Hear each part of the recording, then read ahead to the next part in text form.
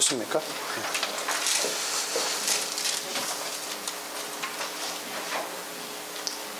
특별히 교회사에 관해서 그 가운데서 초대교회사에 대해서 시간을 나누게 되어서 정말 또 감사하고 감사합니다. 먼저 시작하면서 여러분들에게 몇 가지 과제와 또 메인 도서에 대해서 잠깐 말씀을 드리고 출발하겠습니다. 보시면은 그 메인 도서, 메인 텍스트가 있는데요. 케네스 라토렛이라고 하는 오랫동안 예일대학교에서 이 교회사 쪽을 교수하셨던 이분의 책이 그 상하군으로 영어로는 상하군 두껍게 나와 있는데 아마 한국 말로는 번역이 제가 알기에는 상중하로 이렇게 되어 있는지 압니다. 그래서 케니스 라토렛 윤두혁의 번역으로 되어 있는, 제가 가지고 있는 건 79년도 판이고요. 원래 제가 영어로 되어 있던 거는 75년 History of Christianity Volume 1하고 2가 되어 있는데 먼저 저희는 상권 첫 번째 것을 살펴보면서 진행할 것입니다. 과제가 하나 있는데요. 이 과제로 이제 아마 제가 학기를 마치면서 점수를 여러분들에게 배당해 드릴 것인데, 카타콤의 순교자라고 아주 조그마한 책이 하나 있습니다. 별로 양도 많지 않고요. 30-40페이지 정도밖에 안 되는데 읽으시고 나서 4페이지 혹은 5페이지 정도로 북 리포트, 독후감을 읽으신 거 가지고 리포트를 해서 저에게 학기가 끝나기 전에 제출해 주시면 되겠습니다. 그러면 여러분들에게 아주 귀하고 좋은 점수 많이 드리도록 그렇게 하겠습니다. 자, 이제 레퍼런스 북 쪽에 가서 보셔서 거기 필요한 여러 참고 도서들을 많이 적어 놓았는데 여러분들이 그냥 참고하시고 거기에서 중요한 책들도 혹시 사고 싶으면 구입하셔서 보시면 되겠고요. 가장 중요한 것은 하여튼 메인 텍스트를 가지고 계속 내용들을 살펴볼 것이기 때문에 가능하면은 아마 이 케네스 라토렛이라고 하는 분의 책을 한어로 되어 있든지 영어로 되어 있든지 구입하셔서 계속 읽어 나가시면 많은 유익이 될 줄로 그렇게 생각을 합니다. 자, 오늘은 서론 시간이니까 먼저 2페이지에 적혀 있는 부분들을 쭉 살펴보면서 나가겠습니다. 교회사.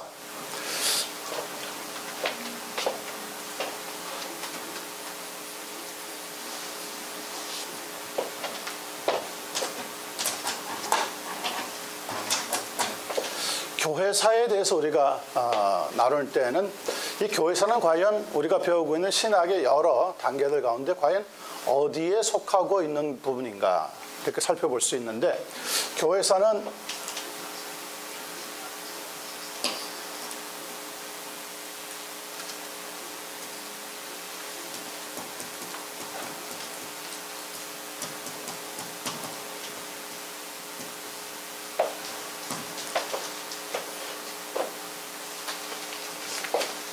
다시 이제 또 사용하면서요.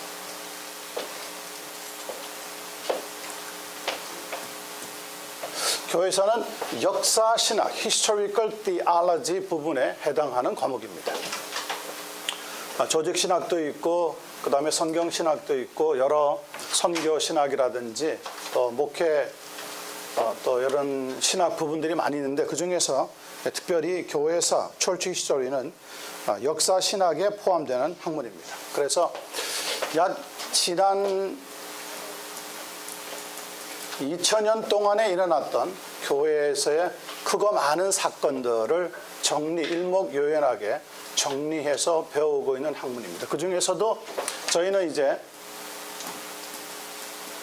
초대 교회사라고 하는 Early Church History라고 하는 제목을 가지고 짧은 시간에 한 학기 동안에 우리가 공부를 해나가게 할 겁니다. 기독교에서 이야기하고 있는 역사라고 하는 것은 우연히 일어난 사건들을 정리한 것이 아니라 하나님의 섭리 아래서 발생하고 있는 것이라고 우리가 presuppose 합니다. 전제를 하고 시작을 하게 됩니다. 하나님의 섭리 가운데서 God's providence, 하나님께서 어떻게 이 세상을 만드시고 어떻게 주장해 나가시는가, 그런 각도에서 살펴보면서 그것을 전제로 하고 나가기 때문에 교회사라고 하는 것도 결국은 누구를 중심으로 해서 이루어지는 사건들을 살펴보려고 하는 거냐? 그것은 바로 여러분들이 잘 아시는 것처럼 예수 그리스도에 관해서 일어난 사건들을 중심적으로 살펴보면서 이해해야지만 하리라고 생각을 합니다. 그러므로 역사신학이라고 하는 것은 단순한 역사적인 기술이 아니라 교리사와 잘 결합을 시켜서 정신사 그리고 철학사와 함께 다양하게 혼합되어 있는 교회의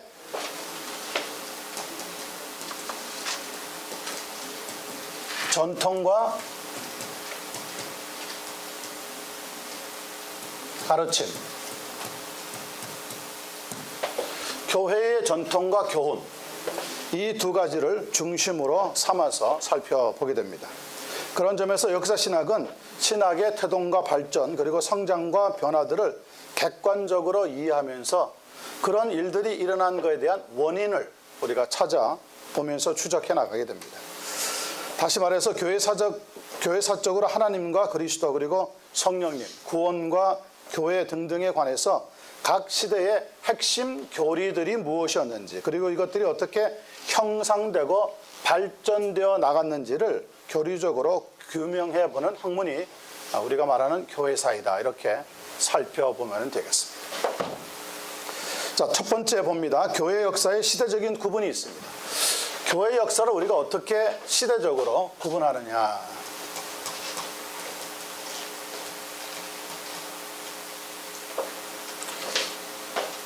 마우스가 따라붙는 걸 어떻게 없애죠?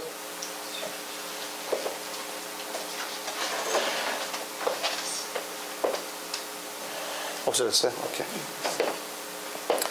자, 교회의 역사를 시대적으로 구분하는 데 있어서는 전통적인 방법이 있습니다.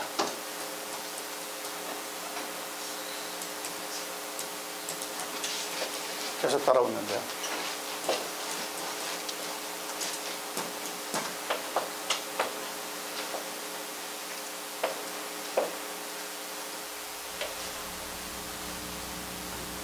없어졌어요? 네, 저기. 네, 그대로 두겠습니다. 자, 전통적으로 어떻게 우리가 트레디셔널하게 교회사를 어떻게 시대 구분을 할 수 있느냐 보면은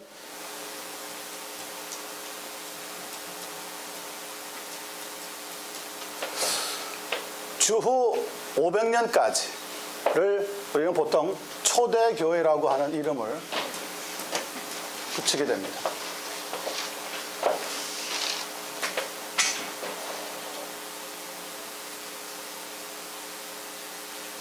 그리고 두 번째, 500년에서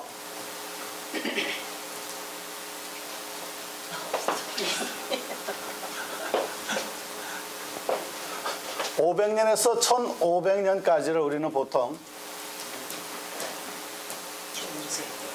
중세 교회사라고 생각을 해보게 되었습니다. 그리고 1500부터 1900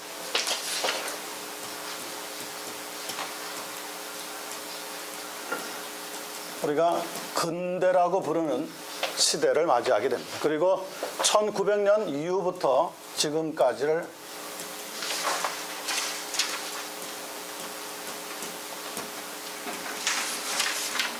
현대라고 하는 이름을 붙여가지고 살펴보게 됩니다. 일반적으로 보통 보고 있는 시대적인 구분의 방법들입니다.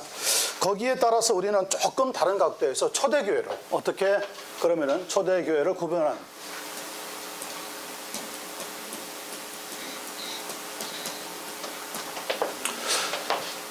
교회사에 있어서는 중요한 사건도 있고 인물도 있습니다. 그래서 때로는 인물이 중심이 되어서 한 시대가 변화가 되기도 하고요. 어떤 때는 한 역사적인 사건을 만나면서 시대적인 구분이 지어지기도 합니다. 일반적으로는 우리가 살펴보는 이 시대 구분, 기독교사적으로 볼 때 1번 예수님 시대부터 시작하여서 약 AD 430년까지 이때는 어떤 인물이 교회사의 중심적인 그런 인물로 떠오르게 되느냐면 여러분이 잘 알고 있는 것처럼 어거스틴입니다. 어거스틴의 죽음까지를 일반적으로 우리가 초대교회의 구분으로 생각해 볼 수가 있습니다. 정치적으로 볼 때는요,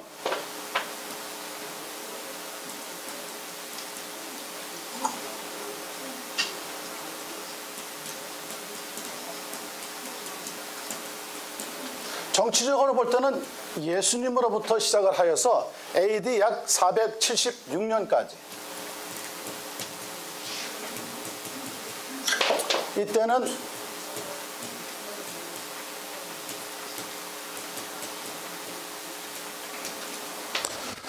이방 민족에 의해서 로마 제국이 무너질 때입니다. 그래서 로마 제국의 멸망까지를 우리가 AD 476년으로 끊어서 정치적으로는 초대 교회가 그렇게 구분이 되어질 수 있다고 볼 수가 있습니다. 세 번째는 종교적인 면입니다. 역시 예수님으로부터 출발을 해서 AD 590년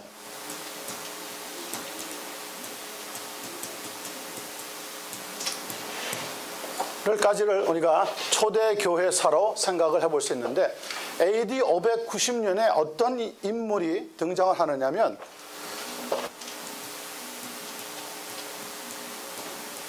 로마 카톨릭의 사실상으로는 첫 번째 교황이 되어지는 그레고리 the Great 혹은 1세라고 불리우는 그레고리 대제라고 하는 사람이 등장을 하면서 AD 590년까지를 초대 교회사의 시대 구분으로 삼게 되어집니다. 자, 이렇게 초대 교회에 대해서 시대적으로 몇 가지 구분을 하고 난 뒤에 그 다음에 두 번째 우리가 생각하는 것은 역사를 배우는 중요한 이유에 대해서 살펴보려고 합니다. 왜 역사를 배워야 되느냐? 역사를 배우면 어떤 이점이 있느냐? 역사를 배우지 않는다면 또 어떤 일이 발생하는가? 이렇게 우리가 생각해 봅니다. 첫 번째 보면은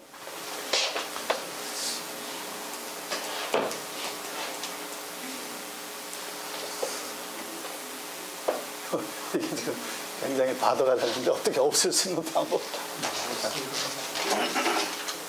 여기서 되는 건 아니죠, 문제가. 거기서 하는데요. 계속 이게 지금 펜이 따라오는데.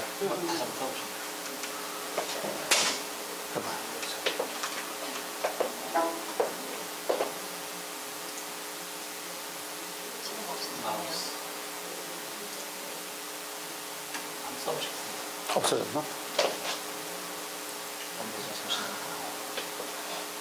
저 뭐 필요한데 지금.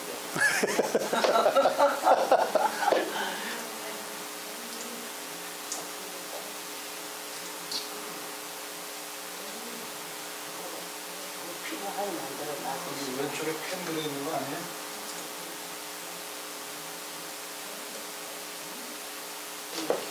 잠깐 시간이 되기 때문에 잠깐 죄송한 말씀을 드리면 지난주 목요일이 사실은 제게는 첫 번째 강의 시간이었는데 화요일 날 갑자기 저희 교회 권사님 한 분이 돌아가셨습니다.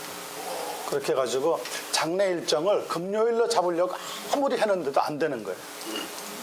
그래서 이제 목요일 날 저녁밖에 안 된다. 그래서 어쩔 수 없이 그때 화요일 날 하루 종일 또 뭐 했냐면 제가 노회에 있었습니다. 그래서 노회가 목사 안수실까지 끝나고 나니까 9시 반에 끝나서 집에 돌아갔는데 그 중간에 이제 교회에서 전화 연락이 와서 권사님이 돌아가셨고 그다음에 이제 임종 예배를 좀 드려달라. 그래서 화요일 날 저녁에 끝나자마자 또 병원에 가서 임종 예배 드리고 장의 일정을 잡았는데 목요일이 뭐 시간이 딱 그날밖에 안 된다.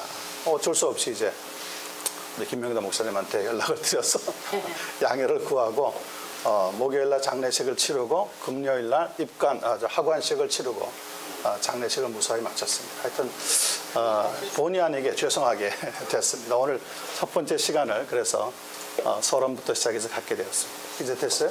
괜찮을까? 안 될 것 같아요. 네, 다음에 고쳐야겠습니다. 계속 따라오네. 죄송합니다. 하여튼. 자, 역사를 배우고 있는 중요한 이유 7가지를 우리가 한번 살펴보겠습니다. 물론 예수 그리스도가 역사의 중심인 것은 분명한 사실인데 역사를 배우면 우리에게 주어지는 유익한 점이 무엇이냐? 첫 번째, 무엇에 대한 활동을 역사를 통해서 살펴볼 수 있느냐면 성부 하나님의 활동에 대해서 우리는 역사를 보면서 배우게 되어집니다. 시편 78편 4절에 이런 말씀이 있습니다. 우리가 그들의 자손에게 숨기지 아니하고 여호와의 영예와 그의 능력과 기이한 사적을 후대에 전하리로다. 그러니까 역사를 통하여서 하나님의 활동이 어떻게 나타나는지를 배우게 되어집니다. 또 시편 78편 11절에 보면 여호와의 행하신 것과 저희에게 보이신 기사를 잊었도다 사람들이. 그리고 저희는 계속하여 하나님께 범죄하여 황야에서 지존자를 배반하였도다. 하나님이 계속해서 사랑으로 이끌어 가시는데도 하나님의 백성이라고 생각했던 사람들은 계속해서 배반했더라. 그래서 하나님의 활동적인 일들이 계속 성경의 역사를 통해서 나타나는 것을 알 수가 있습니다. 또 두 번째, 역사를 통하여서 우리가 무엇을 배우느냐? 인간의 실수를 배우게 됩니다.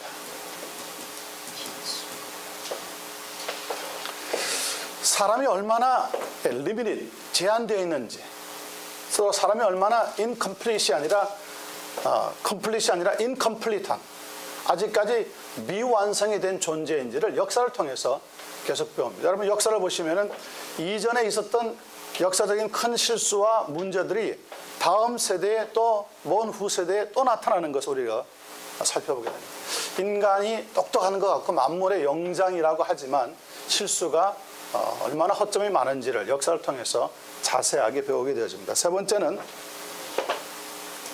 우리의 대적인 사단의 계획에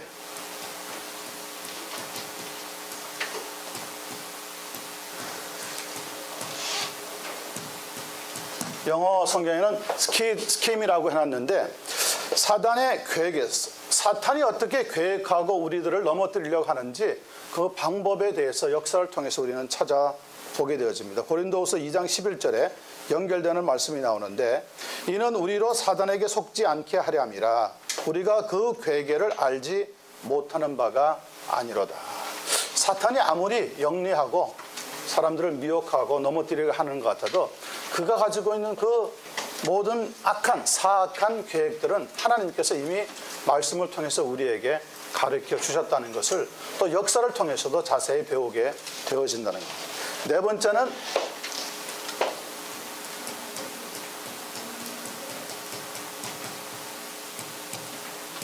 우리 자신들의 현재 위치가 어디쯤 있는지 파악할 수가 있습니다. 역사를 통해서 우리는 지금 어느 정도 하나님의 손길이 이루어져 나갔는지를 배우게 되어주고요.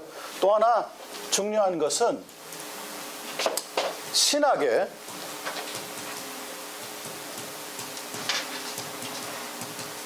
대한 이해도가 역사를 통해서 배우면서 높아지게 됩니다.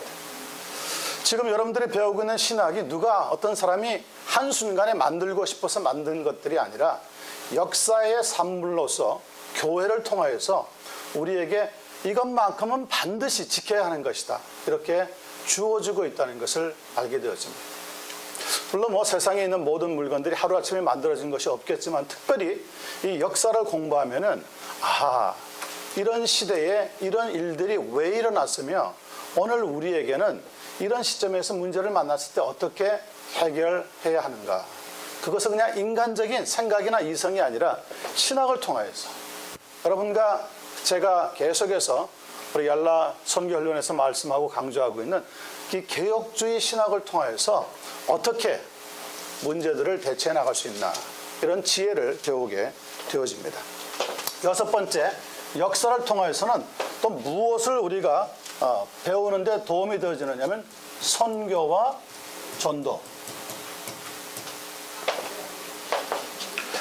역사에는 그냥 일반적인 역사도 있고 교회 역사도 있지만은 이 선교 역사가 또 미션 히스토리가 같이 동행하는 것을 봅니다. 그래서 선교와 전도에 대한 큰 이해를 가지면서 도움을 얻게 되어집니다. 그리고 우리가 일반적으로 보통 많이 이야기하는 거죠.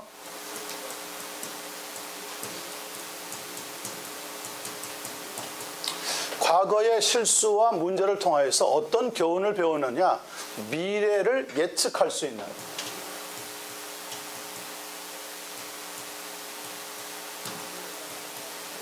미래를 예측할 수 있는 나름대로의 간접적인 큰 도움을 얻게 되어진다. 이렇게 7가지 우리가 교회사를 통하여서 물론 예수님이 모든 역사의 중심이시지만은 교회사를 통하여서 어떻게 큰 유익을 얻는가 7가지 정도를 우리가 잠깐 정리해 보았습니다. 그래서 우리 신학교에서 공부할 때 한 가지 우리에게 꼭 요구되는 자세가 뭐냐. 뭐 교회에서만이 아니라 신학을 배우든 성경을 배우든 무엇을 배우든지 학문을 배우는 사람의 입장에서는 가장 중요한 게 겸손입니다. 역사를 배우면서 겸손해야 되고요.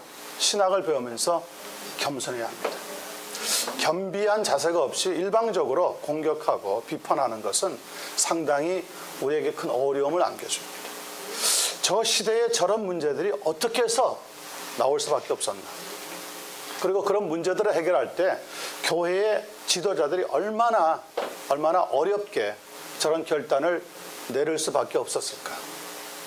그리고 그 뒤편에 얼마나 많은 기도가 있었었고 또 얼마나 많은 교회적인 협력이 있었겠나. 우리는 지금 뭐 쉽게 리슨 크리드라든지 사도신경에 대한 내용이라든지 그리고 혹은 다른 여러 가지 교회적인 교훈과 신학을 쉽게 접하고 배우고 들으니까 그렇게 얼마나 중요한지 유익한지에 대해서 큰 감동도 큰 교훈도 그렇게 많이 없는 시대를 살고 있지만 이런 역사적인 산물들은 하나님이 택하신 지도자들을 통해서 이끌어 가시고 거기에 반대적인 의견이 나오고 그걸 또 어떻게 정리를 하고 그리고 교리적으로 신학적으로 정리하는 이 모든 과정에는 얼마나 많은 겸손이 또 온유함이 필요한지 모릅니다. 여러분이 신명기서를 공부할 때 혹은 민수기서를 공부할 때 모세에 대한 이야기가 잠깐 언급될 때가 있는데 모세는 온 땅에 있는 사람보다 뭐가 승하더라 그랬죠? 온유함이 승하더라. 모세는 모세의 오경을 쓸만한 학식과 삶에 대한 모든 체험과 경험을 다 가지고 있었지만 그래서 하나님이 이 모세 오경을 기록하게 하실 때 참 위대한 종으로 쓰임 받았지만 그 한마디가 이 역사를 배우는 우리 신학도들에게 혹은 이 얄라 선교 훈련원에 계신 여러분들에게 큰 도전이 되는 말입니다. 온유가 온 땅에 있는 사람보다 더 승하더라. 그러니까 지도자에게 있어서 그리고 학문을 배우는 사람의 입장에 있어서 온유함이 빠져버리면 그 다음부터는 교만이 싹트기 시작합니다. 교만이 싹트게 되면은 사실은 그 사람들 눈앞에 아무것도 보이지 않게 됩니다. 경거망동하게 되어지고 함부로 예언하게 되어지고 함부로 비판하게 되는 것을 종종 우리는 역사를 통해서 살펴보게 됩니다. 이렇게 역사를 배우는 중요한 이유 7가지를 잠깐 생각해 보았습니다. 그리고 역사의 이제 분기점을 살펴봅니다.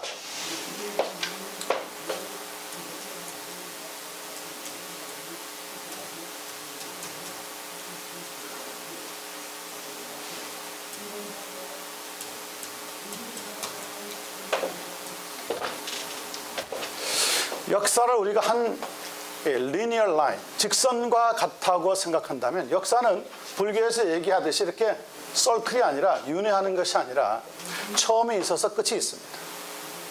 그리고 이 역사의 선의 과정에서 사건들을 만나게 되어지는 거죠. 물론 그 역사의 한복판에 예수 그리스도의 십자가의 승리가 있다는 것은 너무나 잘 알고 있는 사실입니다. 그런 면에서 우리가 교회의 역사를 살펴볼 때 특별히 이게 지우개죠? 네.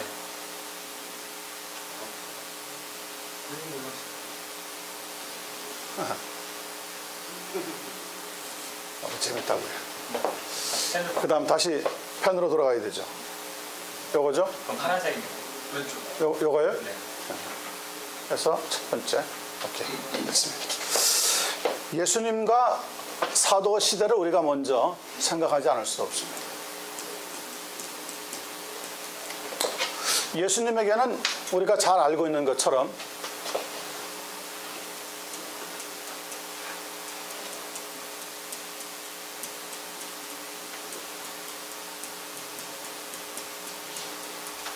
왕과 선지자와 제사장이라고 하는 삼중직을 가지고 계신 것이 분명해요.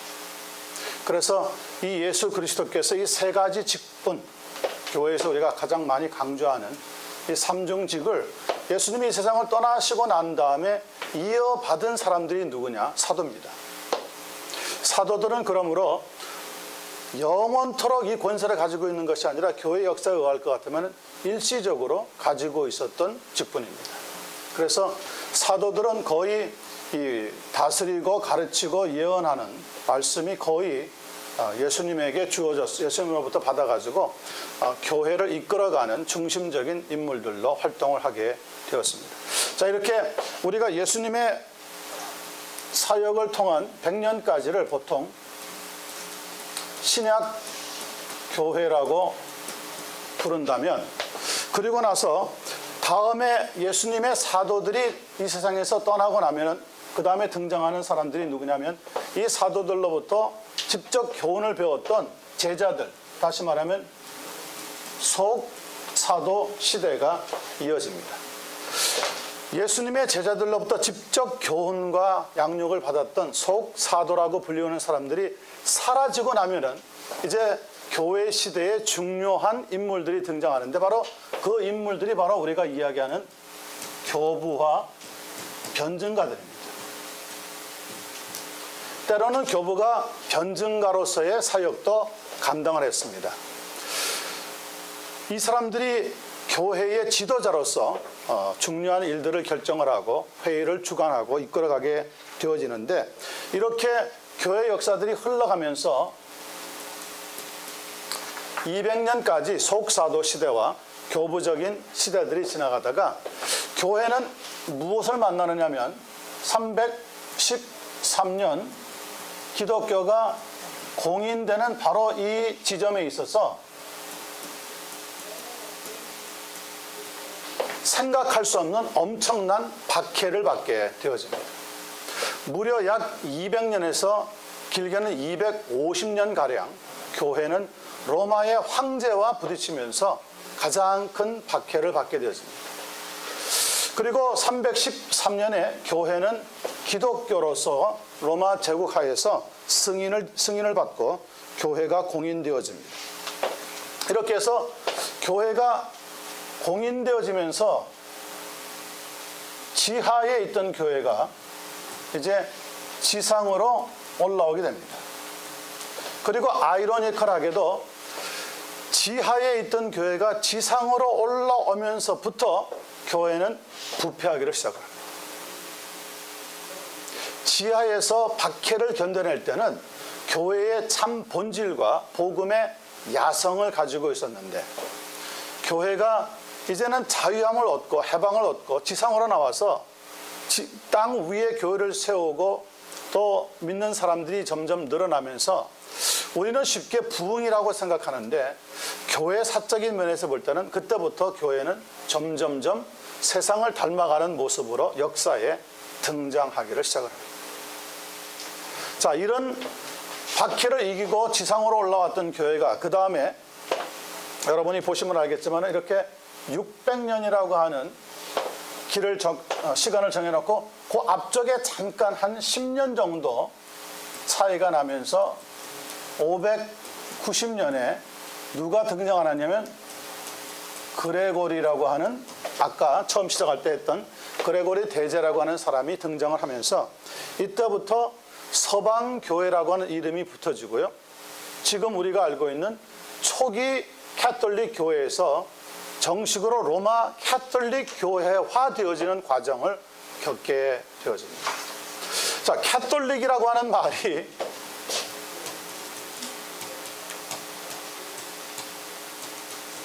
전혀 나쁜 말은 아닙니다.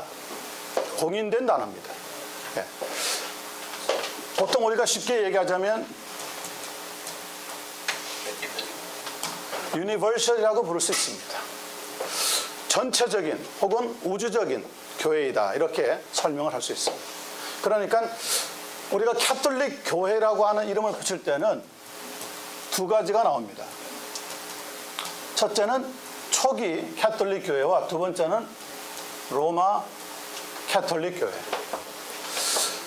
교회사적으로 문제가 되어서 중세 교회 시대를 암흑시대라고 불리우게 되는 과정을 겪게 되는 것은 바로 로마 캐톨릭이 역사의 무대에서 주도권을 잡으면서부터 근 1000년가량 교회는 어두운 시대를 맞이하게 되었습니다.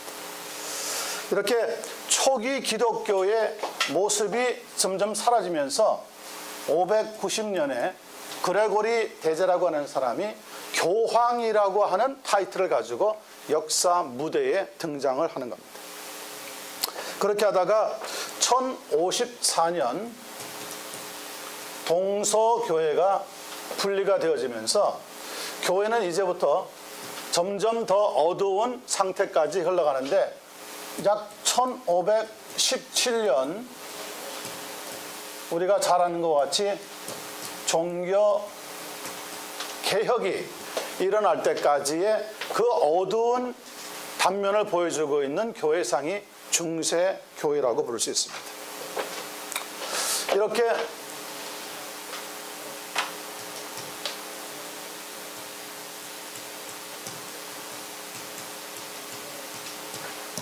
죄송합니다. 이게 정말 자꾸 걸려가지고 좀 글자 아주 희미하게 나오는데 로마 캐톨릭이라고 하는 이름이 등장을 하면서 종교 개혁을 맞이하게 되는데 1517년 정확하게요.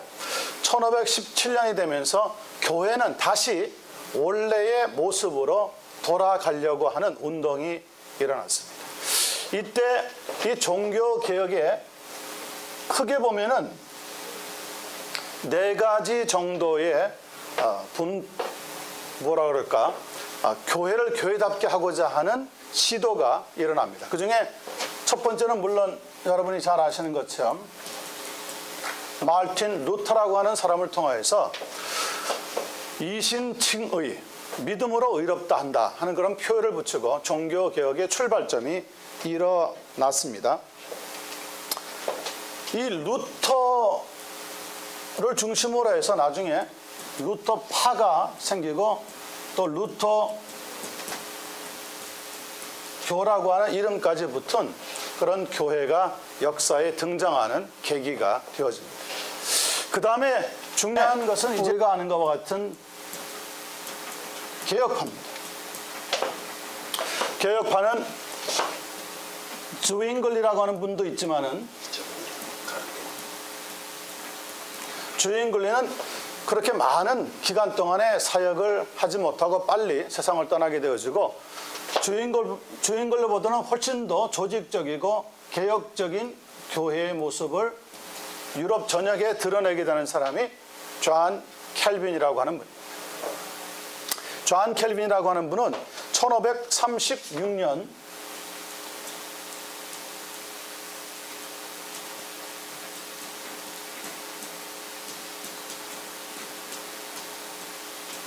우리가 익히 잘 알고 있는 기독교 강요 Institute of the Christian Religion이라고 하는 책을 저술을 해서 온 유럽계를 완전히 충격 속에 빠뜨리고 큰 센세이션한 일을 만들게 되었습니다. 이것은 지금까지 전해져 오던 교회의 뿌리와 신학적인 학문이 총 정리가 되어 있는 책입니다. 그때 존 켈빈의 나이가 몇 살이었느냐면 27세였습니다. 세계적인 신학자들도 감히 저서를 쓰기 힘든 그 시대적인 상황을 볼 때 로마 캐톨릭의 뿌리를 흔들고 신학적으로 이 개신교의 정통성과 초대교와의 관계성을 잘 이어주고 있는 이 기독교 강요라고 하는 책이 저술되었을 때 존 켈빈의 나이가 27살이었어요. 여러분들은 27살 때 뭐 하셨습니까? 저는 신학교에서요. 존 켈빈에 대한 1시간 공부를 쭉 교수를 통해서 배우면서 27살에 기독교 강요와 같은 대작을 정말 대작이잖아요. 지금도 그걸 다 읽고 정확하게 해석하는 사람들이 그렇게 많지 않습니다. 27살에 저런 저서를 남기게 되었다고 하는 이야기를 듣고 정말 머리털이 쭈삣 서는 것과 같은 엄청난 충격을 받았습니다. 지금도 돌이켜보면 제가 27살 때 뭐 했을까? 저는 한참 그때 공부하고 있었던 것 같아요. 그러니까 존 켈빈과 같은 분들이 써놓은 그런 우리 개혁주의 신학의 뿌리를 제공하는 글들을 한참 배우면서 야, 이런 신학적인 세계도 있구나, 이런 신학적인 이상도 펼쳤구나, 이렇게 감탄만 하고 있던 나이가 제가 돌이켜보니까 27살이에요. 근데 저분은 그때 벌써 유럽의 종교계를 뒤흔드는 엄청난 대작을 저술할 수 있었다는 것은 정말 하나님의 특별한 은총이 아니면 아니 되었으리라고 생각합니다. 오늘 교회 안에 제가 27살쯤 된 젊은 청년들을 여러 번 만나기도 하는데 그분들에게 물어봅니다. 여러분, 존 켈빈이라고 하는 분은 27살 되었을 때 저 거대한 성벽과 같은 로마 천주교를 향하여서 기독교 강요라고 하는 엄청난 책을 저술을 하고 평생을 하나님의 말씀에 따라 순종하고 살았는데 지금 여러분들은 뭐하고 있습니까? 도전을 많이 합니다. 27살이라고 하는 나이는 인생에 있어서 정말 엄청나게 중요한 나이라고 생각해요. 여기 계신 분들 중에서도 아마 27살 때 뭘 하고 계시는, 결혼하신 분도 있을 것이고, 그때 나름대로 교회 생활을 막 처음 시작하신 분들도 있을 것이고, 그런데 27살에 기독교 강요와 같은 대작을 후세를 위해서 남길 수 있도록 하신 하나님의 그 역사적인 활동, 물론 존 켈빈이라고 하는 개인적인 인물이 대단한 사람인 것도 틀림없겠지만은 우리 개혁주의 입장에서 보자는 어떤 인물 그 자체보다도 그 뒤편에서 역사하고 있는 위대하신 하나님이 마틴 루터와 같은 분을 들어 쓰시지 않고 존 켈빈과 같은 분을 들어 쓰시지 않았다면 그런 작품들이 지금 거의 600년, 700년 뒤에 후세 그리스도인들에게 어떻게 하나님을 제대로 믿을 수 있는 방법이 제공이 되겠습니까? 그래서 역사의 산물이기도 하지만은 저렇게 개혁파 4개의 아주 큰 개신교의 흐름을 이끌어가는 지도자들 가운데서도 가장 유능했던 존 켈빈을 이렇게 해서 우리가 만나게 되어집니다. 그리고 종교개혁의 세 번째로 역사에 등장하는 것은 영국 성공회입니다.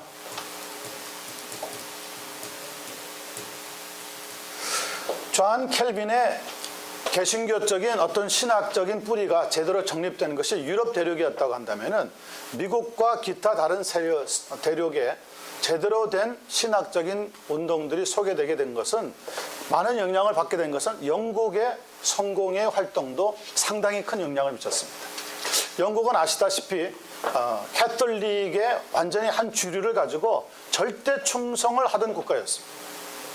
그런데 영국에서 종교개혁이 일어나는데 그 종교개혁이 저렇게 마틴 루터라든지 존 켈빈과 같은 신학적인 어떤 운동을 통해서 일어나는 것이 아니라 영국 왕이었던 헨리 8세라고 하는 사람이 그의 아버지 헨리 7세의 뒤를 이어서 왕이 되고 나서부터 시작되어지는 전초적인 운동들입니다. 영국의 성공회는 참 신기한 방법으로 시작이 되는데요. 헨리 8세라고 하는 사람이 이제 로마의 교황의 주선으로 결혼을 올리고 나서 이 첫 번째 부인과 잘 살았으면 좋은데 살다가 보니까 다음에 왕 자리를 넘겨줘야 되겠는데 사내의 아이가 태어나질 않는 거예요. 그렇게 해서 첫 번째 부인이었던 캐서린이라고 하는 왕비하고 이혼을 결심을 합니다. 그런데 절대적인 지지가 누구에게 필요하냐면 교황에게 필요하기 때문에 이혼을 허락해달라고 요청을 하게 되는데 보기 좋게 로마 교황청에서는 거절합니다. 그래서 마음에 결심하는 게 뭐냐면 Act of Supremacy라고 하는, 우리가 말로 하자면 수장령, 교회의 머리는 로마 캐톨릭에 있는 교황이 아니라 영국 교회는 적어도 교회의 머리는 내가 교회의 머리다. 그렇게 해서 헨리 8세가 자신의 이혼을 정당화하기 위해서 수장령을 발표하는데 이 수장령을 통해서 영국 교회가 로마 캐톨릭과 단절을 하고 나름대로 종교개혁적인 길로 들어서게 되었습니다. 그러면 두 번째 부인을 얻어가지고 잘 살았느냐? 아닙니다. 두 번째 부인하고도, 두 번째 부인은 그 캐서린의 궁녀였던 여자였는데 결혼해서 그 사람과 살면서도 남자아이를 또 못 가져가지고 또 이혼합니다. 이제는 자기가 영국 교회의 머리가 되었으니까 자기 마음대로 이제 세 번째 결혼했는데 세 번째 결혼해가지고도 사내 아이를 얻으려고 작정을 하게 되는 거죠. 이렇게 해서 이제 한 개인의 결혼 생활이 어떻게 움직여졌는지 모르겠지만은 하나님께서는 영국 교회가 종교 개혁화되어지는 과정을 겪게 하면서 많은 박해도 겪고 여러분들이 아는 것처럼 그 피해 여왕이라고 불리웠던 메리 여왕과 함께 로마 캐톨릭의 세력이 한때는 힘을 얻었다가 크로멜과 같은 청교도적인 어떤 정치인 혹은 장군을 통하여서 다시 청교도의 정신을 얻었다가 이렇게 하면서 영국 교회가 이렇게 저렇게 정리되는 가운데 캐톨릭과는 단절을 하지만은 많은 면에서 종교 개혁을 일으켰던 이 개신교와 아주 흡사한 신학적인 사상들을 만들어내게 되는 것. 그 후에 나중에 나온 유명한 것이 바로 우리가 잘 알고 있는 웨스트민스터 신앙 고백과 같은 것들이 다 그 이후에 일어나게 되는 역사적인 산물들입니다.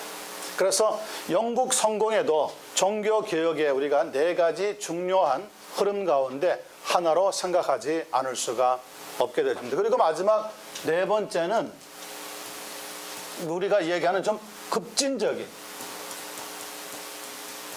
레디컬한 종교 개혁이 일어나는데 이 사람들이 바로 애나베프티스트라고 불리우는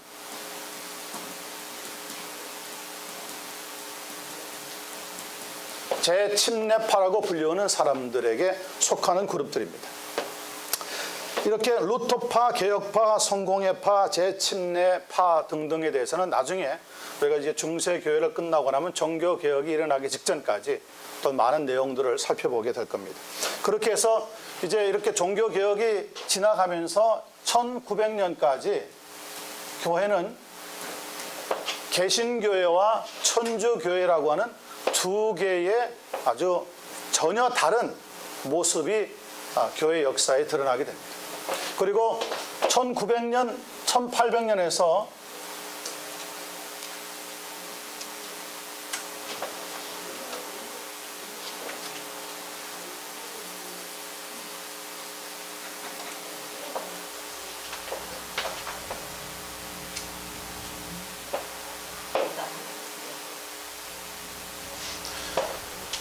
(1800년에서)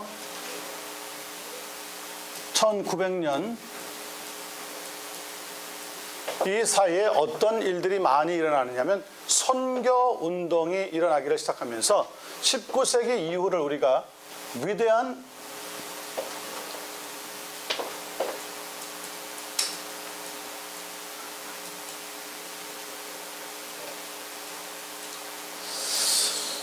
아무래도 이런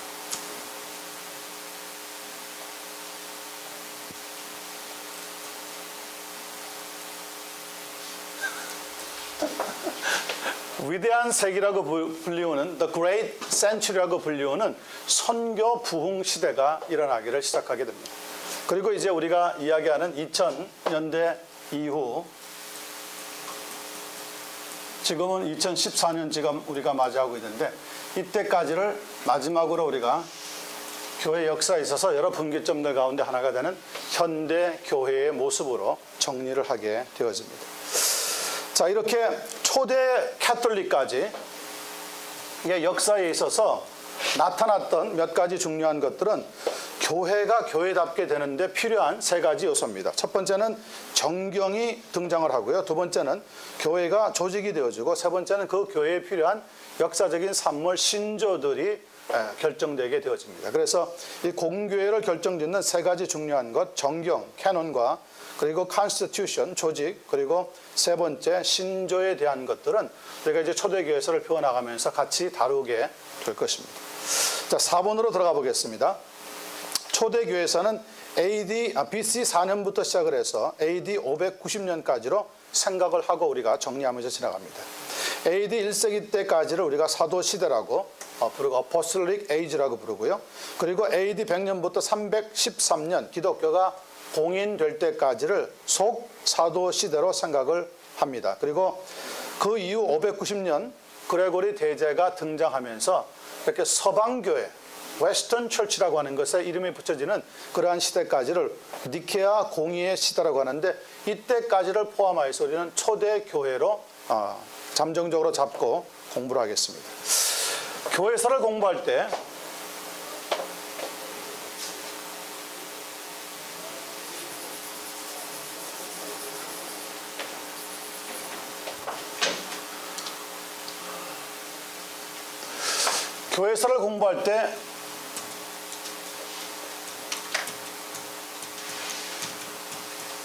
역시 교회사도 역사의 한 부분이라고 보면, 역사에는 세 가지 중요한 영향력이 끼쳐지면서 만들어지게 됩니다. 그 하나는 종교이고요. 두 번째는 문화적인 요소가 반드시 들어가고요. 그리고 세 번째는 정치적인 요소들이 들어가게 됩니다. 자, 우리가 초대 교회사를 얘기할 때 그러면은 종교적으로는 어떤 영향이 끼쳐지게 되고, 문화적으로 그리고 정치적으로는 어떤 영향들이 초대 교회사에 끼쳐져서 형성이 되게 되는가. 우리가 종교라고 할 때는 먼저 유대교를 생각하지 않을 수가 없습니다. 초대 교회는요, 초대교회는 기독교와 유대교에 대한 분명한 다른 차이를 잘 발견하지 못했습니다. 외부에 있는 사람들, 제3자가 볼 때는 유대교에 있는 사람들이나 기독교에 있는 사람들이나 거의 비슷하다고 보았습니다. 그래서 혼란이 생겨서 유대교가 어려운 일을 로마 제국 시대에 문제를 일으키면 기독교인들까지도 같이 덩달아 박해를 받고 핍박을 받는 일들이 비일비재해졌던 사건이 바로 그런 것입니다. 자, 종교적으로 볼 때 유대교적인 배경을 가지고 있는데, 여러 가지 이제 장단점이 다 있지만, 저는 여기서 교회 역사를 이야기하면서 장점만 얘기하고 지나가려고 합니다. 유대교가 교회사를 만드는 과정에 있어서 특별히 우리에게 주었던 중요한 유익은 뭡니까? 유대교에서 가르쳐주고 있는 중요한 것은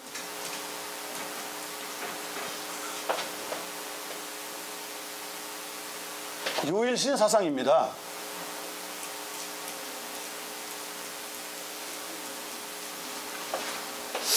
다시 자세히 배워야 되겠네. 자꾸 글자가 겹쳐져요. 유대교를 통하여서 상천 지하에 유일하신 조물주는 딱 한 분밖에 안 계시다.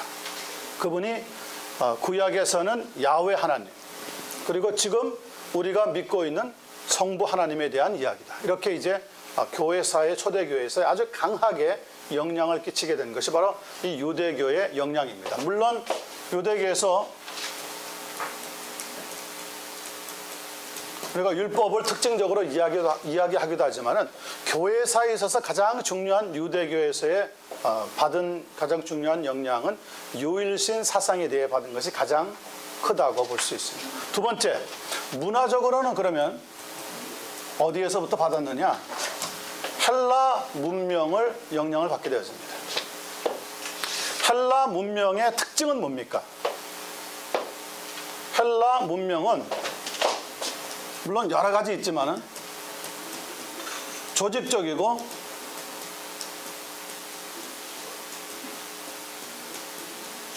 범세계적인 문화 통합을 원했습니다. 그래서 헬라 제국, 다시 말하면 그리스 제국, 특별히 알렉산더 대왕 이후에 헬라 제국이 펼쳤던 여러 가지 정책들 가운데 가장 큰 문화 정책이 뭐냐면 헬레니즘이라고 불리우는 문화 정책입니다.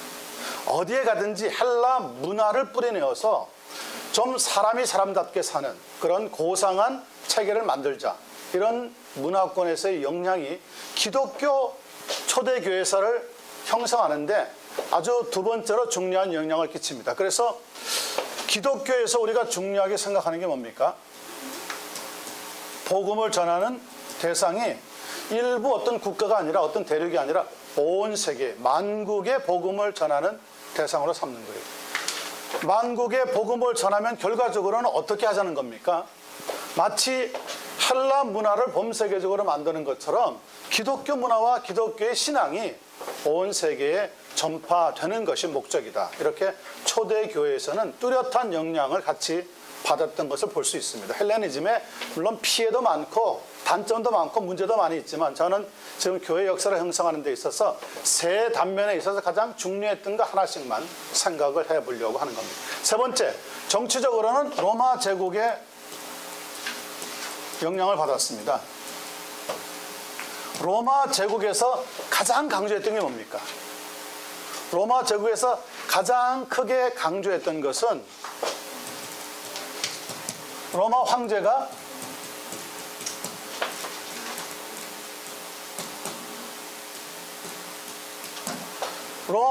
큐리오스라고 하는 겁니다.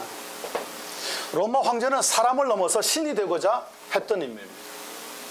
그래서 로마 황제를 믿느냐 아니면 너희들이 믿는 그리스도를 믿느냐, 누가 큐리오스가 되느냐, 누가 주가 되느냐. 물론 이 사건이 교회에 박해를 가져왔지만 박해가 심해지면 심해질수록 초대 교회 성도들의 신앙과는 더욱 뚜렷해져 갔습니다. 누구만 큐리오스라는 겁니까? 예수 그리스도만이 우리의 주님이라는 거예요. 단 하나, 예수 그리스도가 우리의 주님이라고 하는 그 말 한마디를 거부하면 살 수 있는데 거부하지 못하는 것 때문에 죽음을 자원해서 받아들였어요. 그리고 박해가 심해지면 심해질수록 놀랍게도 초대교회 성도들의 신앙과는 더욱 뚜렷하고 더욱 단단해져 갔습니다. 세상도 감당할 수 없는 그런 일로 승화가 되어지는 것을 볼 수가 있습니다. 이렇게 초대교회의 몇 가지 배경 가운데서 간단하게 중요한 것만 세 가지를 살펴보고요. 그 다음에 두 번째 들어가겠습니다. 이제 하나씩 유대적인 배경에 대해서 먼저 살펴보는 시간을 갖겠습니다. 여러분 가지고 있는 다음 페이지를 보시면은 유대교적인 배경을 간단하게 설명하면서 지나갑니다. 보시기 바랍니다. 거기에 비어있는 빈칸들은 여러분께서 메꾸시고 적어 나가시면 됩니다. 지역 배경. 유대교적인 배경에 있어서 지역은 팔레스타인 지역에 살고 있던 유대인들 대부분으로서 그들은 거의가 어떤 언어를 사용했습니까? 아람어를 사용했습니다.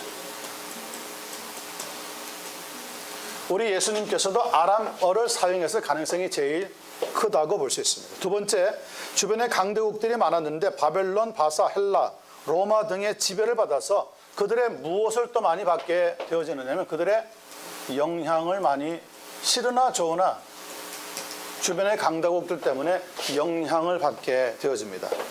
세 번째, 그 영향 가운데 나중에 우리 교회가 출발하는 데 있어서 거의 필수적인 요소가 되어지는 회당 중심제로 바뀌는 일이 생기게 되어집니다. 세 번째, 많은 유대인들이 흩어져 살면서 이 흩어져 사는 사람들을 우리가 디아스포라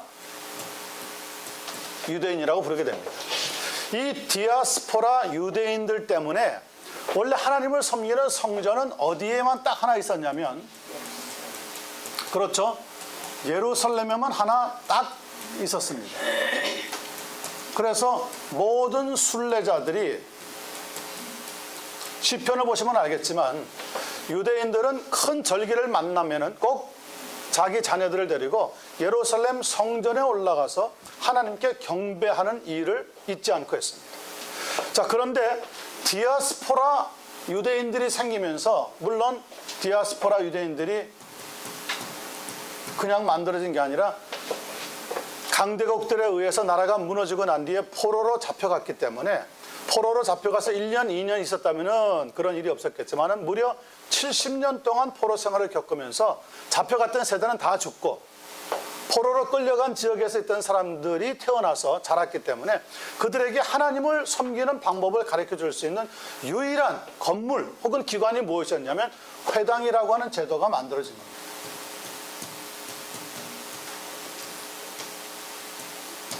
그러니까 지금 우리가 개신교회라고 알려져 있는데 우리를 신교라고 하는데 우리의 중심은 뭡니까? 우리는 더 이상 성전 중심의 신앙이 아닙니다. 성전은 벌써 무너져 버렸다고요. 그런데 지금 이상하게 개신교회가 꼭 이전에 중세시대의 캐톨릭 교회 비슷하게 돼가지고 건물 중심으로 자꾸 교회를 운영하려고 하는 이상한 지금 결과들이 나타나고 있기 때문에 문제인 거죠.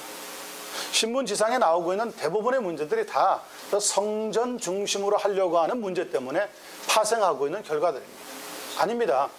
하나님께서 이 성전을 완전히 사람의 손으로 지으신 것이 하나님이 갇혀 있을 수 있겠느냐? 솔로몬이 성전을 지어서 하나님 앞에 봉헌할 때부터 이미 하나님께서 주의를 주었던 말씀입니다. 그리고 결국 성전이 무너지고 난 뒤에 포로로 끌려가서 유대인들이 있는 곳곳마다 12명의 이상의 장년만 있는 곳이면 회당을 지을 수가 있었다고 하죠. 이 회당에서 하나님께 예배하면서 가장 중요한 게 뭐 했냐면 성경을 배우고 기도하고 묵상하는 일을 했습니다. 그러니까 더 이상 성전에 올라가서 제사 드리던 그 큰 항목은 빠져버리고 정말 하나님을 섬기는 데 있어서 본질에 해당하는 성경을 읽고 기도하고 묵상하고 말씀을 듣는 일이 회당 제도를 통해서 처음으로 생겨난, 이것은 정말 저는 회당 제도가 만들어진 걸 교회 역사를 쭉 공부하면서 기적 중에 기적이라고 봅니다.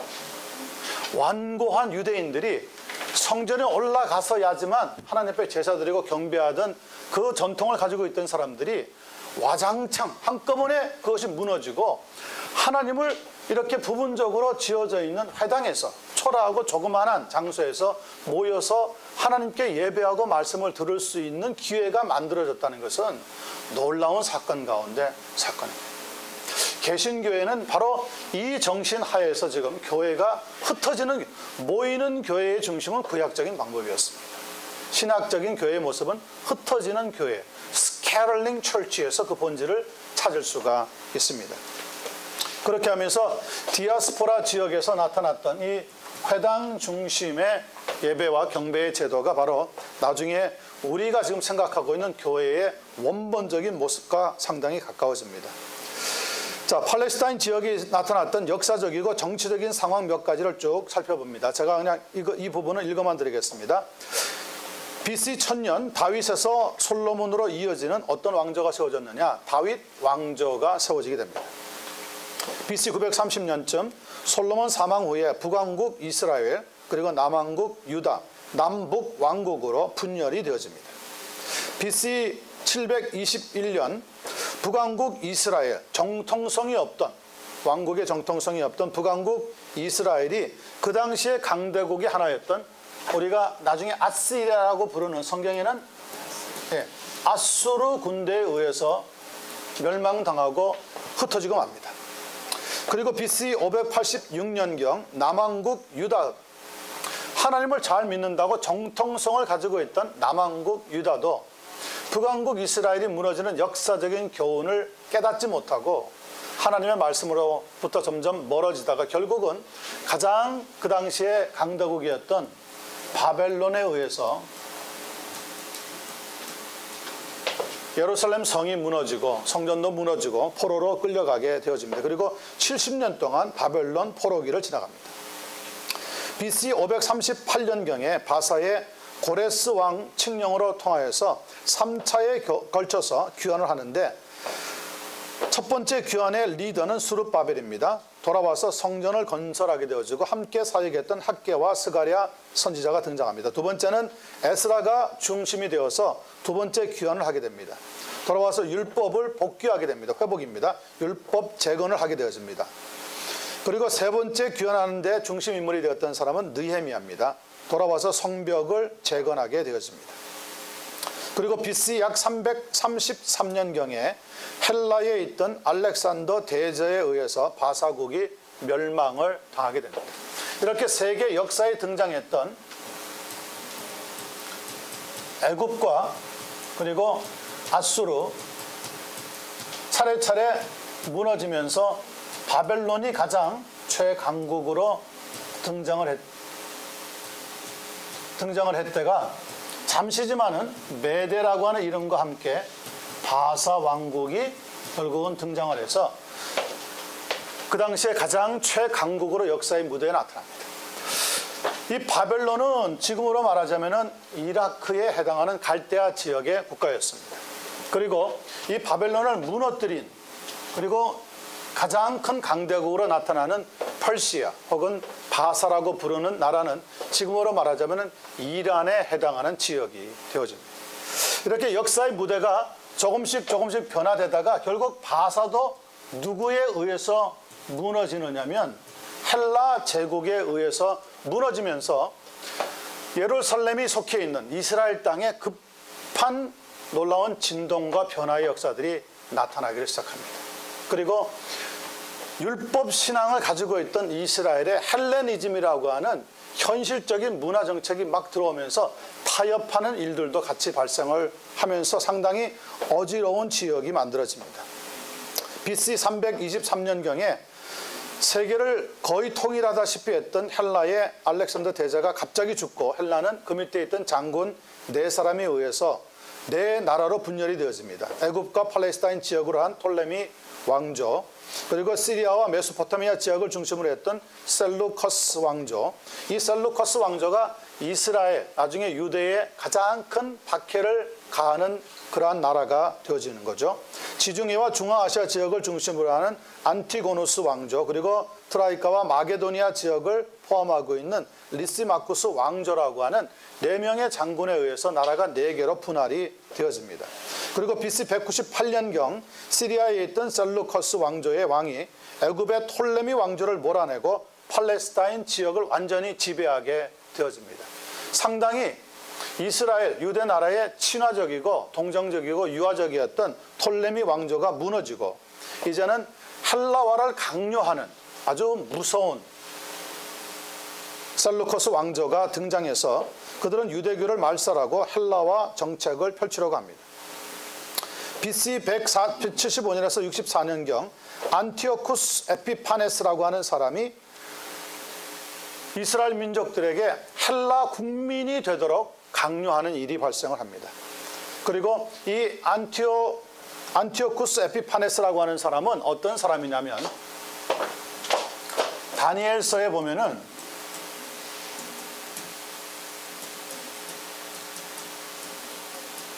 하나님의 성전에 미운 물건, 가증스러운 물건을 세우게 될 것이라고 하는 예언이 나오는데 바로 이 안티오쿠스라고 하는 사람이 바로 예루살렘 성전을 무너뜨리고 거기에다가 돼지 피를 뿌려서 제사 지내게 하는 마치 다니엘서에 예언되어 있던 그 악한 왕이 와서 유다를 완전히 무너뜨리고 모독하게 하는 그런 예언적인 사실이 사실은 어느 정도 이루어지는 것을 볼 수가 있습니다. 이 헬라화의 강요가 너무 강했기 때문에 BC 약 136년경에 마카베오의 반란이 일어납니다. 이 마카베오의 반란은 중심 첫 번째 인물이 마따디아 하스몬이라고 하는 사람인데 이 하스몬이라고 하는 사람의 이름을 따서 나중에 유다 나라는 다윗 왕조는 사실 완전히 역사의 무대에서 사라지고 합법적인 하스몬 왕조라고 하는 새로운 왕조가 탄생을 하게 되어집니다. 그래서 바로 이때가 지금 우리가 말하는 신구약 중간기에 일어나는 사실. 신구약 중간기는 약 400년 동안에 이스라엘 땅에 온전한 왕이 없이 엎치락뒤치락 하면서 강대국들이 계속해서 몰려와서 나라를 지배하는 자들마다 자기네 나라들의 문화와 언어와 모든 것을 심으려고 했던 상당히 혼란스러운 시대입니다. 이런 혼란스러운 시대를 유대인들 사이에서는 어떤 사상이 번지게 되었느냐면 메시아 대망 사상이 번지게 되었습니다.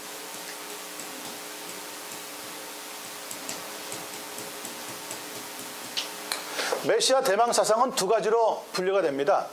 우리는 일단 메시아 대망 사상하면 그냥 예수님하고 탁 연결시켜버리지만 유대인들이 가지고 있었던 메시아 대망 사상은 예수님이라고 하는 인물보다도 첫 번째는 메시아라고 하는 인물이 분명히 예언되지만 두 번째는 이 메시아라고 하는 인물이 나타나서 다윗 왕국을 회복시키고 다시 이스라엘을 온 세계에 뛰어난 하나님의 나라로 만들어주는 것에 대한 대망사상입니다. 그래서 메시아 대망사상은 쉽게 한 인물로만 정리가 되어지지 않고 인물과 함께 이스라엘 백성들을 중심으로 하는 다윗 왕국의 회복에 있었습니다. 이 일이 일어나지 않기 때문에 결국은 유대인들 사이에 어떤 사람들이 생겨났냐면 나중에 우리가 또 살펴보겠지만 열심당원들이라고 하는 사람들이 생겨나서 무력으로라도 우리의 적을 죽이고 폭력을 써서라도 내쫓고 여기에 하나님이 원하시는 나라를 세워야 된다고 하는 사상으로 발전하는 일까지도 생겨나게 되는 거죠. 자, 이 마카베오 반란이 상당히 중요한 것은 이 사람 마따디아 하스몬이라고 하는 사람 밑에 4명의 아들이 차례차례로 시리아와 이 헬라 제국의 세력들과 전쟁을 치르게 되어지는데, 이 마카베오라고 하는 뜻은 뭐냐면 격렬히 싸우는 사람이다, 이런 뜻을 가지고 있습니다. 이 4아들이 유다 마카베오, 요나단 마카베오, 시므온 마카베오, 요한 마카베오라고 하는 이름으로 중간사에 등장하는 사람들입니다. 그리고 BC 140년에 일시적으로 유대는 독립을 얻게 되어집니다. 누구보다 시므온 마카베오라고 하는 아들에 의해서 일시적인 독립을 얻는데, 이때 하스몬 왕조가 이스라엘 백성들 사이에서 합법적으로 다윗 왕조를 계승하는 것으로 인정을 받게 되어집니다. 그리고 BC 63년에 계속되어지는 반란을 통하여서 로마의 폼페이오스 장군이라고 하는 사람이 군사를 이끌고 내려와서 예루살렘이 함락이 되게 됩니다.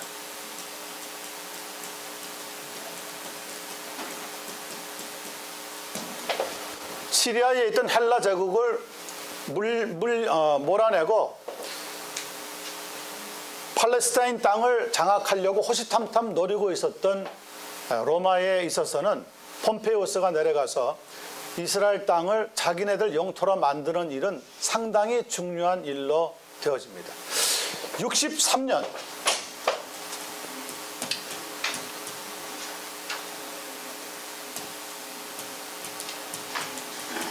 (63년부터) 시작되는 로마 제국의 이스라엘 땅의 식민지화는 결국 나중에 무엇을 불러오는 데까지 교회사적으로 볼 때 이어지느냐면 바로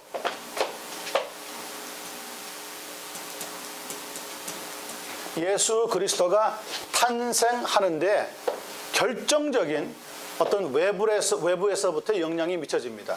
여러분이 아시는 인구조사, 누가복음 2장에 보면 어머니 마리아와 아버지 요셉이 유다 지파였기 때문에 베들레헴으로 내려가는 일이 나옵니다. 만약에 이런 일들이 로마가 63년부터 이 팔레스타인 지역을 점령해서 정책을 펼치는 가운데 나온 것이 아니었다면 그렇게 움직여지는 역사적인 일들이 진행이 안 되었을지도 모릅니다. 역사에 나타났던 이런 애굽과 아수르, 바벨론, 바사, 헬라, 로마와 같은 나라들이 그 시대에서는 자기네들의 영토를 넓히려고 나름대로 행사를 했는지 모르지만 교회사적으로 보자면 이런 모든 일련의 과정은 예수 그리스도가 오셔서 메시아로서의 구원 사역을 이루는데 가장 적합한 방법으로 이어져 나가게 하는 하나님의 섭리와 계획이 들어 있었다는 것을 생각하지 않을 수가 없습니다. 그게 이제 우리가 교회사를 바라보는 하나의 안목입니다. 그리고 BC 40년 헤롯 대왕이 등극을 합니다.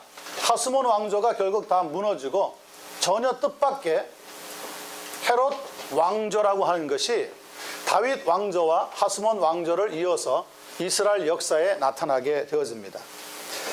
그는 사후 헤롯 대왕은 BC 4년경에 세상을 떠나는데, 그가 떠나고 난 뒤에 세 나라로 갈라지고 그 세 나라는 아들들에 의해서 계승이 되어지는데, 우리가 잘 알고 있는 분봉왕이라고 하는 이름을 가지고 있는 사람들입니다. 아켈라오 AD 6년경에 폐위가 당하고요. 헤롯 안티바, 예수님에 의해서 여우라고 불려졌던 사람입니다. 그리고 빌립이라고 하는 사람에 의해서 갈릴리 북동부 지역의 분봉왕으로까지 자리를 잡게 되어지지만, 이렇게 잠시 있었던 왕들은 결국은 무너지고 말게 됩니다. 자, 유대교의 세 가지 중심 기관이 나타납니다. 유대교를 지탱시켜 주었던 세 가지 기관. 첫 번째는 유대교를 지탱시켜줬던 가장 중요한 역할을 한 성전, 템플이 등장합니다. 이 성전을 주로 섬기고 봉사했던 사람들은 대제사장과 일반 제사장들입니다. 이 일반 제사장에는 사두개인들이 나중에 많이 포함이 되어져 있습니다. 두 번째, 유대교를 포로 시기에도 그 이후에도 잘 지탱시켜줬던 것은 회당입니다. 성전과 함께 회당이라고 하는 것을 통해서 유대교는 상당히 다른 각도로 변화와 발전을 겪게 되어집니다. 에스라와 또 그의 추종자들이 이 회당을 많이 이용했고요. 예수님도 복음을 전할 때 어디에 찾아가셨습니까? 주로 회당을 찾아갑니다. 사도 바울과 다른 사역자들도 복음을 전하러 다른 곳으로 갔을 때 어디를 먼저 제일 찾아갔습니까? 회당을 찾아가게 됩니다. 그러니까 이 회당은 그냥 성경에 등장하는 하나님을 예배하는 장소로만이 아니라 나중에 선교와 전도를 하는데 아주 훌륭한 툴로 사용될 수 있게 된 거죠. 그 과정은 예루살렘이 무너지고 포로 시대에 끌려가는 과정에서 일어나게 된 사건들입니다. 이스라엘 백성들에게는 이제는 우리는 끝이구나. 성전도 다 빼앗겨버리고 나라도 빼앗겨버리고 언어도 빼앗겨버리고 음식도 빼앗겨버리고 우리가 무엇을 할 수 있겠나. 그런데 무엇이 남아있었냐면 신앙의 뿌리가 남아있는데 그것이 바로 회당이라고 하는 것을 통하여서 밝혀지게 됩니다. 오늘 우리도 마찬가지죠. 다 잃는 것 같아도 다 잃어버리는 것 같아도 여러분 하나님의 교회만 서 있으면 언제든지 다시 한번 복음을 들고 이 세상에 도전할 수 있는 힘과 능력을 부여받게 되는 줄 압니다. 근데 교회가 무너지면 사실은 그 시대도 무너지는 거예요. 교회가 병들면 그 시대도 병드는 거예요. 여러분이 섬기고 있는 교회가 크든 작든지 뭐 이런 교회가 다 있어 하고 다니시면 안 되는 거죠. 그 교회를 예수 그리스도의 말씀으로 하나님의 능력으로 우리에게 주신 지혜로 지키려고 하는 순결함과 희생과 봉사가 반드시 있어야 됩니다. 저는 아무리 작은 교회라도 예수님이 하신 말씀을 기억해 봅니다. 두세 사람이 내 이름으로 모인 곳에는 나도 그들과 항상 함께 하는 것. 그런데 우리 한국 분들, 특별히 이곳 LA 지역에 살고 있는 한인들은 무엇을 좋아하느냐면 큰 대자를 좋아합니다. 대자. 대형 교회, 대형 식당, 대형 백화점, 얼마나 대자를 좋아하는지 몰라요. 그래서 뭐든지 크게. 교회 이름도 여러분 지금은 많이 변했지만 90년대까지만 하더라도 한인 교회들을 전 세계적으로 통합해보면 종합해서 그 리포트를 낸 거 보면 제일 교회 이름이 많은 게 뭐냐면 교단에 상관없이 제일 무슨 교회 가장 많은 비율을 차지했다 그래요. 대자를 그렇게 좋아하기 때문에 대자에 붙는 교회를 가면은 괜히 나도 모르게 내 신앙도 커진 것 같고 내가 또 다른 사람이 된 것 같이 착각하는 경우가 많은데 그렇게 해서 우리의 신앙의 인격이 만들어지지는 않습니다. 우리가 작은 교회를 섬기고 있는 목사님들 만나보면은요, 저는 참 나름대로 이 머리가 숙여지는 것 중에 하나가 뭐냐면 그런 상황에서도 하나님 말씀을 꿋꿋하게 지키고 선포하고 전하려고 하는 것. 그 마음의 자세가 변하지만 않는다면 하나님께서는 오늘 이 시대에 우리가 섬기고 있는 교회를 통해서 또다시 한 번 더 엄청난 도전을 이 세상에 주게 될 줄을 생각합니다. 여러분, 이 세상에서 더 이상 길이 없잖아요. 21세기 들어와서 그동안 발전했던 모든 과학들이 총 지금 출동하고 있는 시대지만 결국은 그 모든 걸 통해서 우리가 느끼는 게 뭡니까? 우리의 삶이 얼마나 허무한지. 얼마나 허무한지. 옷을 잘 입는 것도 한때잖아요. 제가 말씀드렸지만 지난주 목요일 날 장례식을 치르면서 그 권사님이 한때 정말 잘 나가던 분이었어요. 새로 나온 신형 옷이라는 옷은 다 제일 먼저 입었다고 합니다. 근데 관에 누워있는 그분은 그런 모습은 하나도 없더라고요. 거기에 누워있는 그분은 그냥 땅에 묻혀야 되는 시신이에요. 시신. 한 시대라니까요. 한 시대. 잠깐이에요. 영원토록 남는 건 뭡니까? 하나님의 뜻을 가지고 섬겼던 그 일, 그것만 영원히 남는 거죠. 그래서 오늘 교회 나올 수 있는 것은 바로 이 회당이라고 하는 제도가 남아서 유대교의 하나의 뿌리를 나름대로 만들어줬던 것처럼, 오늘 교회라고 하는 예수 그리스도께서 피 흘려 세우신 이 신앙의 이 기관을 통하여서 우리의 신앙이 더 단단하게 다져지면은 귀한 역사들을 감당할 수 있다고 보아지고요. 세 번째는 구약 성경과 외경을 포함한 유대교입니다. 지금 유대교 지켜준 무엇가 있었냐면 성문서들이 있었습니다. 홀리 다큐멘트. 그리고 그 외에 여러 가지 결제들과 종교 문제를 재판하는 사내들인 공회가 각각 남아 있었습니다. 이 사내들인 공회는 사두개인과 바리새인 그리고 대제사장을 포함하여서 72명 정도로 이루어졌었다고 합니다. 자, 우리가 몇 시까지 하는 거죠? 30분까지 하는 거죠? 네, 그러면 요거 오늘 딱 끝낼 때까지는 잘 진행될 것 같습니다. 자, 유대교의 여러 분파들이 있습니다. 유대교를 살펴보면서 조금 더 살펴보는 건데, 첫 번째 생각하는 분파는 사두개파입니다. 세두시스라고 불리우는 사두개파에 속한 사람들은 기존의 귀족들과 예루살렘에서 막강한 세력을 과시하는 소위 어떤 사람들이었냐면, 앞쪽에서 이미 언급한 것처럼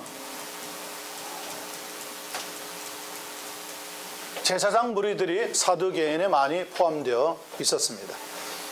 그리고 부유한 재산가들이 함께 세력을 이루면서 분파를 만들었습니다. 그들은 매우 실리적인 사람들이로 자신들의 현재 상태를 계속 유지하기 위해서는 어떤 부류의 통치자이건 상관없이 타협적인 입장을 취했던 사람입니다.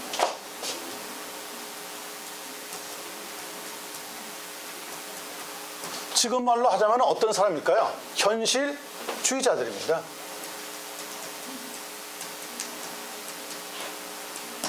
현실주의입니다. 오늘 교회 안에도 사두개파와 같은 무리들이 있습니다. 현실에 타협하는 사람들. 현실. 이 현실에 타협하는 사람들은 일정 기간 동안에 자신들의 어떤 그 세력을 유지할 수는 있지만, 그러나 결국 그 세력도 오래가지 못하고 빼앗기고 말아집니다. 사두개파 사람들은 헬라니즘 문화를 숭상하고요, 하스몬 왕조 그리고 후에 등장하는 로마 정권과도 그래서 결탁을 하는 입장이 되었습니다. 그들이 가장 두려워했던 것은 무엇보다도 정치적인 교란 상태나 사회적인 변혁이었습니다. 후에 사두개파에서 예수님을 위험한 인물로 간주하여서 배격하였던 것도 바로 그들이 누리고 있었던 안정된 그런 자세를 버리고 일대 변혁이 일어나는 혹은 교란 상태가 일어나는 것을 두려워했습니다. 율법에 대한 그들의 입장은 상당히 보수적이었지만 단지 모세에게서 비롯된 율법, 즉 모세 오경의 권위만을 인정을 하고요, 구전된 율법의 계율에 대해서는 전혀 인정을 하지를 않았습니다. 그뿐 아니라 부활과 천사, 사후의 상벌 문제, 계시론적인 사변과 같은 새로운 개념들도 받아들이지 않고 거부를 하였습니다. 그리고 합법적으로 성전 안에서 제사장 하에서 제사를 엄숙하게 드리는 것, 그리고 의식과 재물 봉헌에 관한 규정을 충실히 지키는 것이 그들의 최대의 관심사였습니다. 그것만 있으면 성전이 유지되고 자신들의 안정이 유지된다고 생각을 했습니다.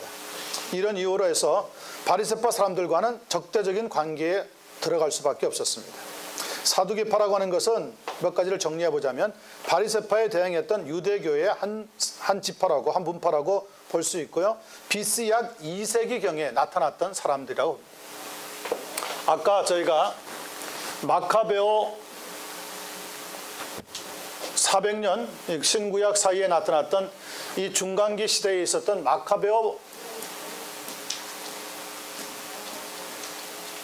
전쟁, 이스라엘의 유대의 독립을 추구하던, 로마와 싸우면서 독립을 추구하던 세대에 등장했던 한 분파가 바로 이 사두개파에 속한 그러면 그 상당히 긴 기간 동안에 나름대로의 세력을 확장하면서 나왔던 조직체들입니다. 두 두 번째 보면은 성전을 중심으로 해서 주로 제사장의 일들을 맡았던 사람이고요. 세 번째는 로마 정부와 결탁해서 부와 지위를 누렸습니다. 네 번째 세속적이고 물질주의자들이었고요. 다섯 번째 구전을 무시하고 문서를 중요시하는 사람들입니다. 여섯 번째 보면 천사와 영혼 불멸, 부활, 귀신 등을 부정했습니다. 이렇게 요약이 사두개파를 통해서 요약해 보고요. 두 번째는 우리가 잘 알고 있는 바리새파입니다. 바리새파에 속한 사람들은 헬레니즘의 영향을 철저히 배격했다고 하는 점에서 사두개파와는 완전히 다르게 구분이 됩니다.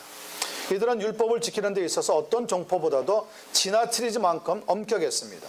그렇지만 사두개파 사람들처럼 모세의 율법만을 고집한 것이 아니고 구전된 율법도 그대로 전승하면서 발전시켜 나갔는데, 이것이 나중에 미시나라고 하는 탈무드에 모여있는 유대인들의 그 지혜를 모은 신학책을 편찬하게 되어지고요. 결국은 탈무드라고 하는 거대한 책으로 집대성이 되었습니다. 이 탈무드는 잘 아는 것처럼 성경과 함께 유대인들이 자랑하고 있는 지혜의 책입니다.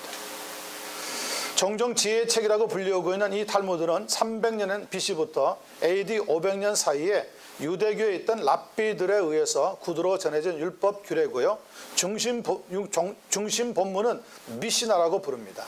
그리고 이 본문의 몇 배 분량의 주석 두 번째 부분이 있는데, 이 주석 부분을 게마라라고 부릅니다. 탈무드는 유대인의 종교 그리고 모든 생활 전반에 관한 가르침을 담고 있는 책이고요. 성문 율법인 구약 성경과 함께 바리새파에 의해서 주도된 전통 유대교의 경전이라고도 볼 수 있는 책입니다. 바리새파들은 사두개파와 달리 부활신앙 그리고 사후의 상벌, 천사와 같이 새로 도입된 개념들을 받아들였습니다. 다른 점은 사두개파 사람들이 상류층에 속한 사람들이라면 바리새파에 속한 사람들은 주로 어떤 사람들이었냐면 평신도들이었습니다.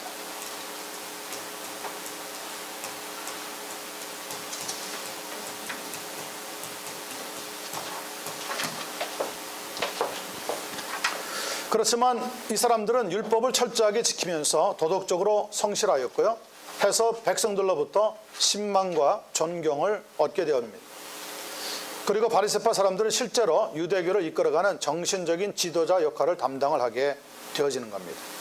율법 학자들, 랍비라고 불리우는 사람들과 바리새파에 속한 사람들은 때때로 우리가 동일한 사람들로 생각하는데, 단지 사두개파 율법 학자와 같은 바리새파 공동체에 속하지 않았던 율법 학자들도 있었습니다. 바리새파 구성원들을 보면 소수의 율법 학자들과 함께 제사장들 그리고 레위인들이 상위 계급을 형성하고 있었고요. 그 외에 대다수는 평민들이었습니다. 바리새파라고 해서 모두 율법에 해박한 지식을 가지고 있었던 것은 물론 아닙니다. 하지만 그들이 서로 율법에 대한 지식이 많이 없었다고 하더라도 율법을 지키려고 하는 헌신적인 자세, 그 자세와 정결례 그리고 11조 의무를 철저히 지키는 데 있어서는 누구보다도 열심이었습니다. 그리고 이러한 규정들을 지키지 못하는 대다수의 민중들은 상당히 업신여기고 차별화하는 것이 바로 이 바리새파들의 특징입니다. 그렇지만 시간이 지나면서 율법의 틀에 매어서 진정한 사랑을 실천하지 못하는 모순을 드러냈고요. 율법학자들의 허영심과 명예욕 그리고 바리새파 사람들의 위선 이 등등은 나중에 예수님으로부터 맹렬한 질책을 받을 수밖에 없었던 어려운 점들이었습니다. 바리새파에 대해서 간단하게 9개 정도로 정리를 해보자면, 1번, 평신도로서 가장 크고 영향력이 강했던 지도자 그룹이었다는 겁니다.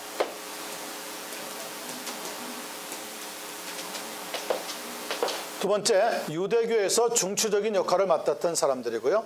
세 번째, 회당을 중심으로 일했고요. 네 번째, 문서와 구전을 대단히 중시했고요. 다섯 번째, 천사와 귀신, 영혼 불멸, 부활 그리고 심판 등등을 믿었습니다. 여섯 번째, 종종 금식을 하고 헌물 그리고 안식일 등등을 잘 준수하려고 애를 썼습니다. 일곱 번째, 할례받진 이방인들을 회피했고요. 여덟 번째, 율법에 무식한 일반인들을 업수히 여기고 무시했던 경향도 있었습니다. 아홉 번째, 신앙을 마음의 내적인 상태보다는 그런데 외부적인 의식에 두고 더 중요시 여겼던, 좀 다른 면에서 보자면은 부정적인 모습도 드러냈던 사람들이 바로 바리새파에 있었던 사람들입니다. 다음 시간에 우리가 오시면은요, 에센파와 함께 그리고 열심당원이라고 불리우는 사람, 그리고 로마 정부에 가급적 많이 협력했던 헤롯 당원, 그리고 거기에도 여기저기에도 아무데도 끼지 않았던 암하레츠라고 하는 사람들에 대한 부분을 잠깐 살펴보면은 초대교회의 배경에 있는 모습들은 거의 전체를 살펴보는 입장이 될 것으로 생각을 합니다. 그리고 나면 이제 본격적으로 초대교회의 시작을 우리가 함께 출발하도록 그렇게 하겠습니다. 질문이 있으면